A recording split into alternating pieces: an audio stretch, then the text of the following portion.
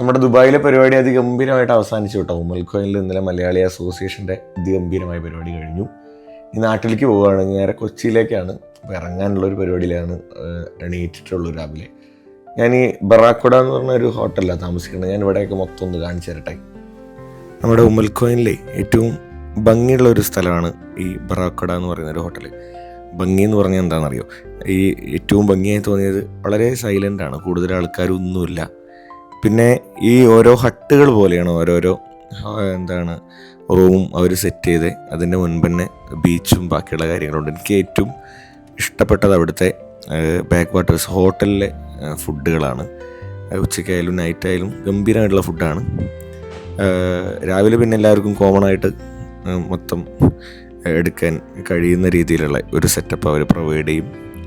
എനിക്ക് രാവിലെ കാട്ടിയും ഒന്നുകൂടിയും അതിഗംഭീരമായി തോന്നിയത് അവിടുത്തെ ഉച്ചയ്ക്കും വൈകിട്ടുള്ള ഫുഡാണ്.